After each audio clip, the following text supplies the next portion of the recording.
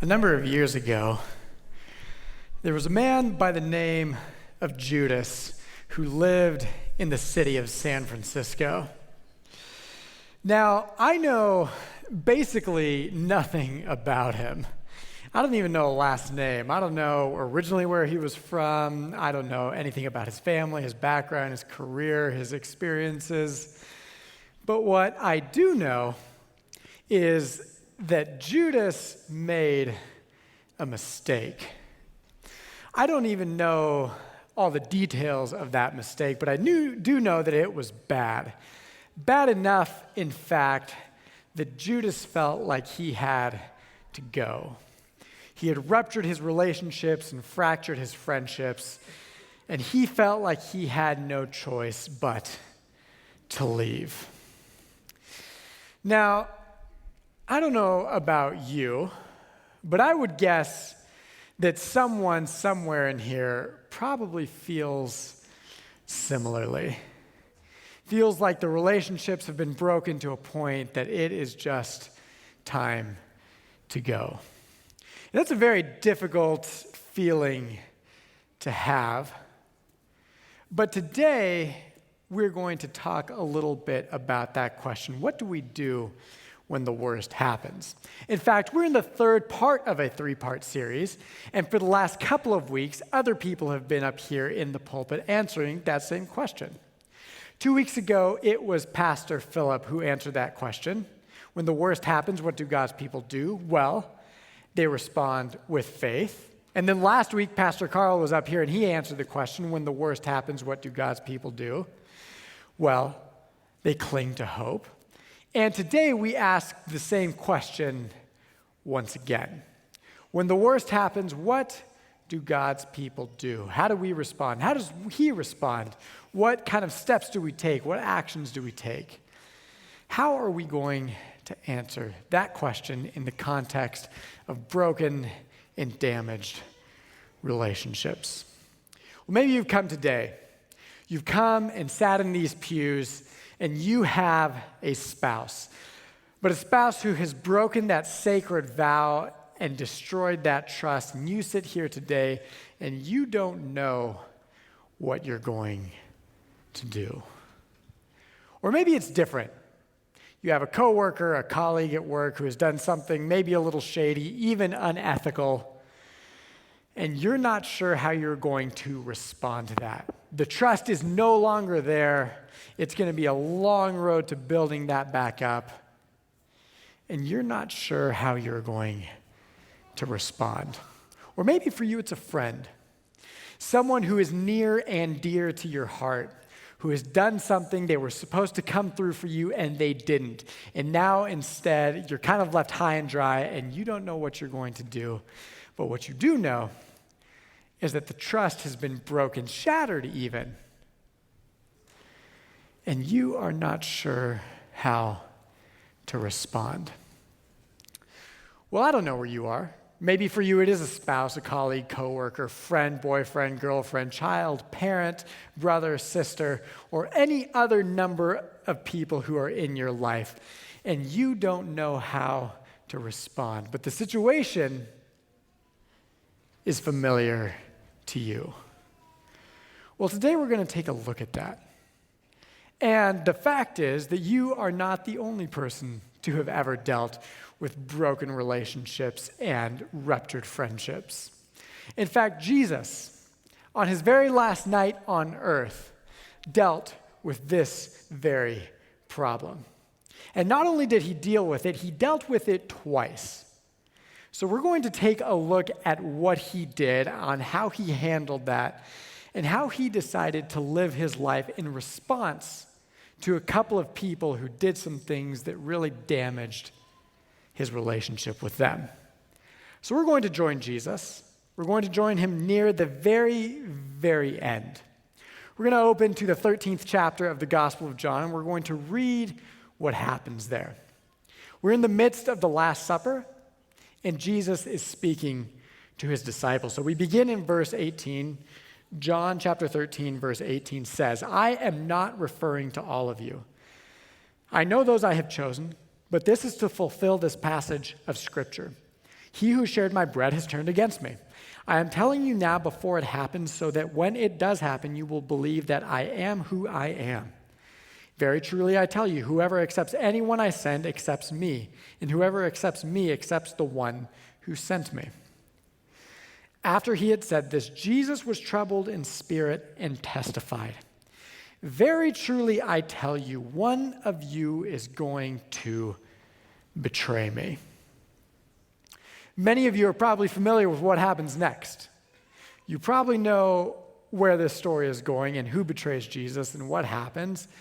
But keep in mind that this is only one of two instances. In fact, there is a second thing that happens on this very night, just a little later in the same chapter. So we continue on in the same chapter, chapter 13, but this time we'll read starting from verse 36. Simon Peter asked him, "Lord, where are you going?" Jesus replied, "Where I am going, you cannot follow now, but you will follow later."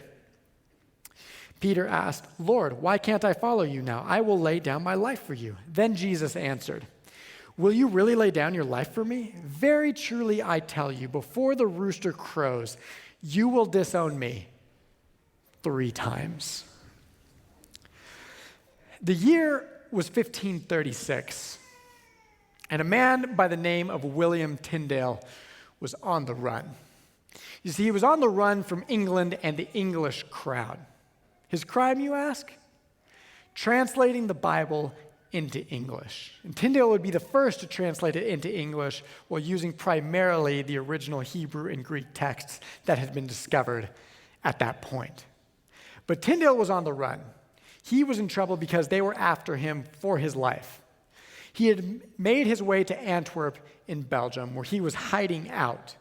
He had found some other English merchants whom he could trust, who were hiding him, who were being very careful not to let his secret go. And he was hiding in the home of a man by the name of Thomas Poyntz. And he and Poyntz were living together there.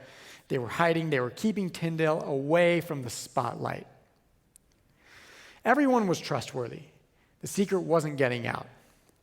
Well, another man eventually made his way into kind of the same hiding spot. His name was Henry Phillips. But unbeknownst to everyone in the group, Phillips was also on the run from the English crown. You see, Phillips had been given some money that wasn't his, told to take care of it, and instead he'd gambled it all away.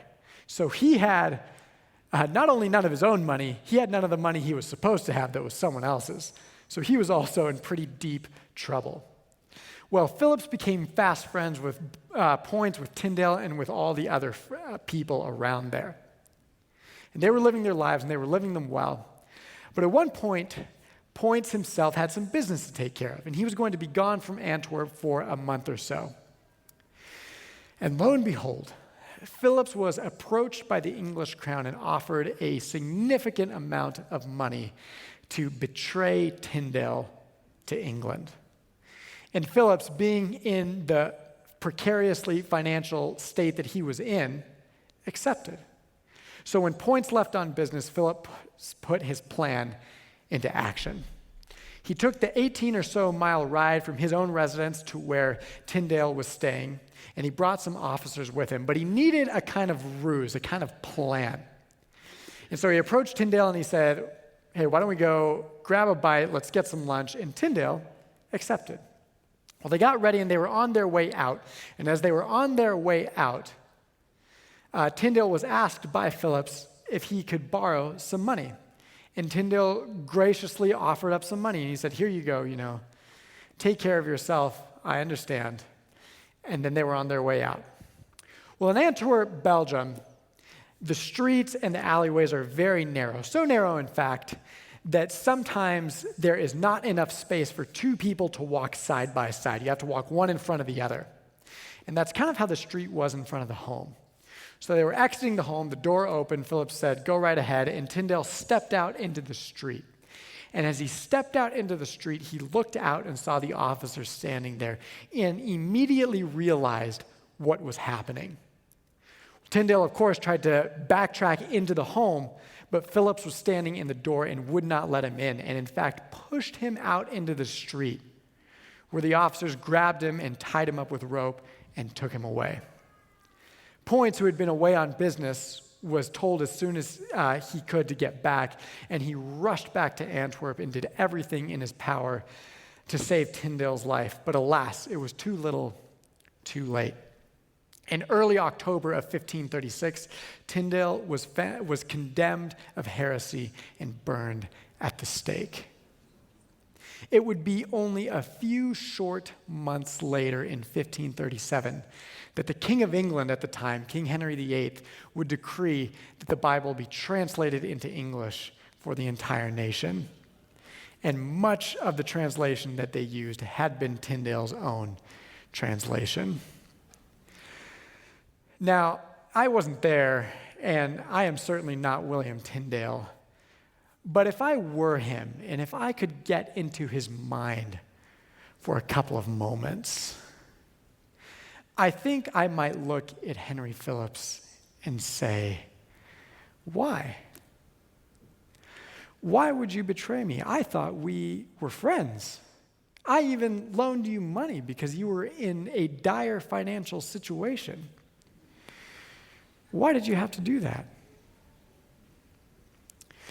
But the truth is, that's not quite the question we're asking today. We've all been there. We've all felt those feelings of betrayal somewhere in our lives. Maybe for some, we are feeling them right now. We've all been somewhere where someone has broken the trust in a relationship, and we feel that it is hard to rebuild that and to learn to trust again.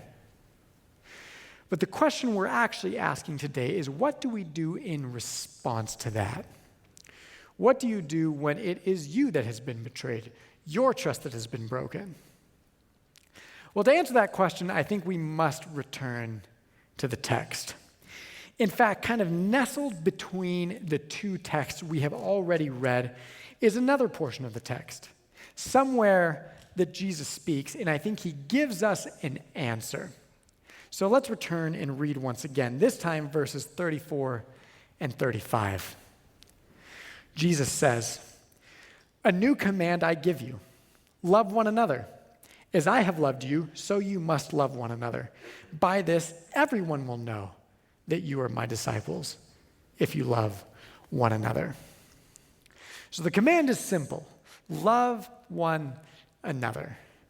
But the truth is, if I had the opportunity to have a conversation with Jesus right now, I would look at him and I would say, "Okay, Jesus, I understand, but respectfully, that answer is a little unsatisfying. When my trust has been broken, the last thing I feel like doing is loving the person who has broken my trust. And instead, I feel feelings of anger, of fear, of distrust, of disdain. What am I supposed to do with that?" Well, Jesus might say, here's the thing. You should love that person anyway. But there is also some practical information or advice that I may be able to extend to you in this difficult time. 3 things, in fact, Jesus says, 3 things you ought to remember. All right, Jesus, I'm willing to listen. Lay it on me. Okay, says Jesus. Number 1, feel the feelings. Don't push them away. Don't ignore them. Feel the feelings. Okay, well, what does that actually mean? What do you mean by feeling the feelings? Well, Jesus would respond, I know you pretty well, and I have observed your life, your comings and your goings, and the things you do. And the truth is, Austin, you could use some help in feeling your feelings. I've observed you at work, and the truth is, at work, you do a decently good job at problem solving. When conflict or problems arise, you have an issue, you have a list of tasks you complete, and then there's a solution. It's fairly methodical, even robotic, some might say. But I have observed, says Jesus, that you have attempted to take this kind of mode of problem solving into your marriage. It doesn't always work nearly as well in that context. In fact, he says, sometimes in a marriage, people don't just want a solution so quickly. Sometimes they just want to be heard, and they want their feelings validated. So remember, says Jesus, when you're in the midst of those feelings, feel them. Don't forget to sit there and feel those feelings. They're important. They're valid. Okay, Lord, I will try. But what else? You said there was more. Jesus says two. The second thing I want you to do is name the problem. Don't just let it be water under the bridge. Don't just forget about it. Name the problem. Imagine, Jesus says, you go to your doctor. You sit there in the office, they run some tests on you, and the doctor finds that through the course of those tests that you have cancer. But because the doctor doesn't want to offend you, they come back and they say, you look great, everything is fine, keep living your life. That's ridiculous. No doctor would do that. Name the problem. If it's there, just not naming it doesn't make it go away. It's still there. Or maybe, imagine going to a mechanic, Jesus says.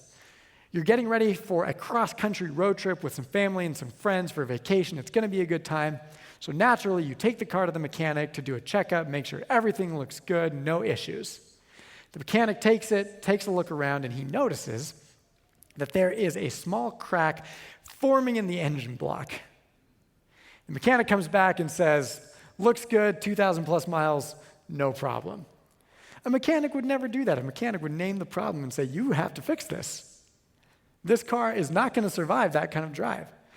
Jesus says, name the problem. Don't just let it slide, because just doing that doesn't erase it. It still exists. So that's two things Jesus said. Feel the feelings, name the problem. But then there's a third thing Jesus says. He says, okay, after you do those two things, what I want you to do is I want you to build them a golden bridge of retreat. And I would say, well, that's an interesting choice of words, Jesus. In fact, it is one that I recognize pretty well. See, a couple of years ago, I took a class entitled Leadership. Leadership by Dr. Scott Cormode at Fuller Theological Seminary. And I remember that as part of that class, we had to memorize different terms for different quizzes and tests and so forth. And one of the terms in the section on conflict resolution was just that, build them a golden bridge of retreat. And what it means is that when you get into a situation where you are right and they are wrong, that you build them a golden bridge of retreat. In other words, don't hammer your point home. Because when somebody else is wrong and they've been backed into a corner, as nice as it would be if they just said, I'm wrong and moved on, usually people will fight it out. Because in the end, they've got nothing left but their dignity, and they don't want to lose that.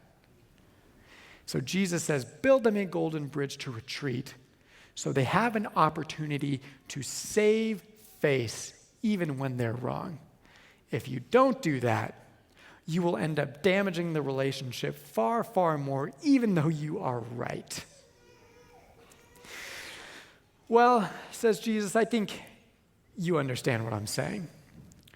Feel the feelings, name the problem, build a golden bridge of retreat. Those are the three main things. And therein, you still learn how to love another person, even in the midst of betrayal. You're not ignoring the problem, you're not letting it go. You're confronting it, but you are still loving them well. Okay, Jesus, I get it. I take your points, I take them well. I think they're good recommendations. But I have one last question. Did you do this? In your darkest hour, in your moment of greatest betrayal, did you follow your own advice? Because we can look, we can read it, and we can check your work. Did you do what you said you were going to do? Well, why don't we take a look? Let's turn back to the text. Let's see if Jesus had the ability to follow his own advice. So the first thing, of course, feel the feelings. When we open the text, let me reread one quick verse here. Verse 21. After he had said this, Jesus was troubled in spirit and testified. Very truly, I tell you, one of you is going to betray me. Now, I don't know if you noticed it there. It's a very quick phrase, easy to miss. Jesus was troubled in spirit. Jesus felt the feelings. He didn't push them down. He didn't push them aside. He felt them because they were there. So Jesus, just like us, understands the importance of feeling the feelings and understanding that those are important. They're part of what makes him human. They're part of what makes us human. Feel the feelings. But that's not all. The next thing we have is name the problem. So once again, let's return to the text. This time we'll start reading in verse 22. His disciples stared at one another, at a loss to know which of them he meant. One of them, the disciple whom Jesus loved, was reclining next to him. Simon Peter motioned to this disciple and said, "Ask him which one he means." Leaning back against Jesus, he asked him, "Lord, who is it?" Jesus answered, "It is the one to whom I will give this piece of bread when I have dipped it in the dish." Then, dipping the piece of bread, he gave it to Judas, the son of Simon Iscariot. As soon as Judas took the bread, Satan entered into him. So Jesus told him, "What you are about to do, do quickly." So Jesus does just that with Judas here. He names the problem. He has a very clear, very concise conversation with Judas and basically says, I know what is happening here. There's no miscommunication. Both Jesus and Judas, the two parties involved in this conversation, are well aware. No issues in the communication there. Jesus names the problem. And then he does the same thing with Peter. If we go down just a few verses further down, in verse 38, will you really lay down your life for me? Very truly I tell you, before the rooster crows, you will disown me 3 times. Jesus names the problem with Judas. Jesus names the problem with Peter. He has 2 very candid and very short conversations, and everybody involved is fully aware of the situation at hand. So 1, Jesus has felt the feelings, and 2, Jesus has named the problem. He hasn't ignored it. He hasn't pushed it to the side. He hasn't forgotten about it. It is still very much there. But then we have the final point. Does Jesus build a golden bridge of retreat? Why don't we read this last little portion of text here, starting in verse 28. But no one at the meal understood why Jesus said this to him.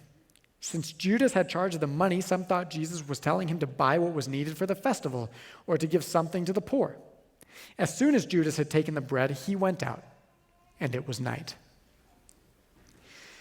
Now, when we read the text, when we read about this moment at the Last Supper of what's going on between Judas and Jesus, it might appear that there is a very obvious and clear sign as to what's going on. After all, we as the audience, we as the readers, know, we can tell because it's told to us.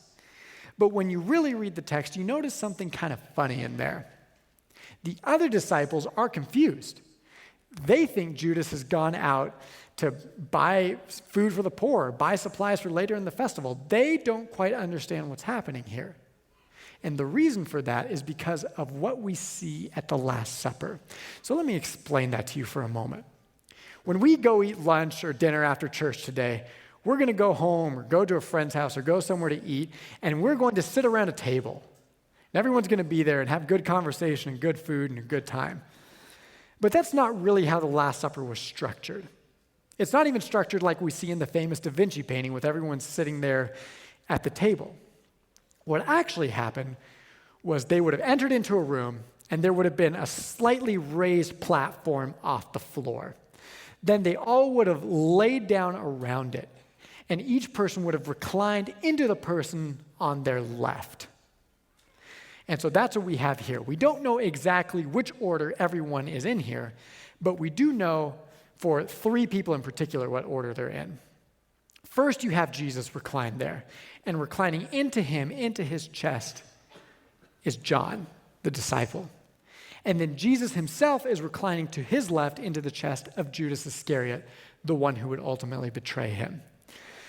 So imagine that scenario, if you will. Jesus has his head right here on Judas. Their heads are very close together. Therefore, they're able to have a conversation that no one else can hear. They're able to whisper back and forth, say things in very hushed tones in such a way that they can communicate very clearly and very easily, but no one else around that table will be able to hear it. And here is where we get to the third point. Imagine that conversation happening. Judas and Jesus going back and forth for a moment or two. And Jesus says, go out, go do what you're going to do. But in this moment, what Jesus has done is he has acknowledged it and he has let Judas have that golden bridge to retreat because he hasn't humiliated him or embarrassed him in front of all of their friends. He has kept it a secret. He said, listen, I know what you're going to do. You know what you're going to do. You still have an opportunity to change your mind. And in case you do, I'm not going to humiliate you in front of everyone here. I am going to allow you to keep that social standing that you have in this group because you are my friend, you are our friend, and you are an important part of this group. Well, again, you all probably know the story, and you know what happens next. Judas will go through with it. Despite that conversation, despite Jesus feeling the feelings, despite Jesus naming the problem, and despite Jesus building that golden bridge of retreat, Judas will go through with it anyway. And in the end, we read in the Gospel of Matthew that he felt such tremendous guilt and remorse that he ended it all. He committed suicide.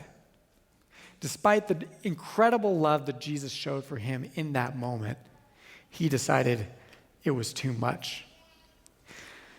But we have that second person, Peter. And his story is not over just yet. He will also disavow Jesus and disown him. He will go out there and he will deny Jesus' name 3 times. And the text says, again in the Gospel of Matthew, if you read it, once he realizes what he has done, it says, Peter went out and wept bitterly. And then Jesus will get marched up that hill to Calvary. He will get crucified on that cross. He will serve as a sacrifice for Judas, for Peter, for you, and for me, and for everybody else. Then he will lie in that tomb for what is probably the darkest period of our history for 3 days. But he will rise again, and he will come back, and he will have one more appointment to keep with Peter. We read about it at the very end of John, in John 21.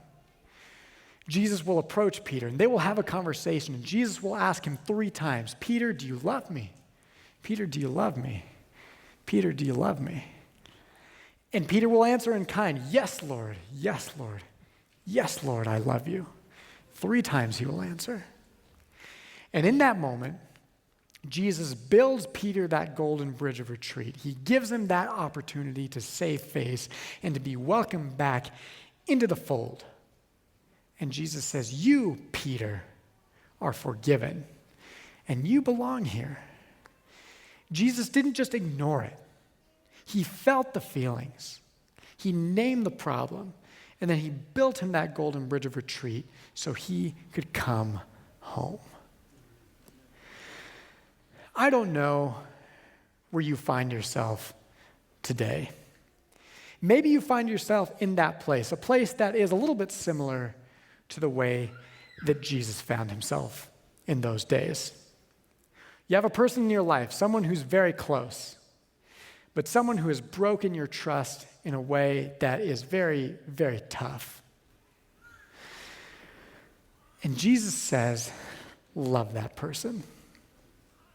But part of doing that means not ignoring your own feelings. Feel the feelings. And part of doing that means not forgetting about the problem. You've got to name the problem.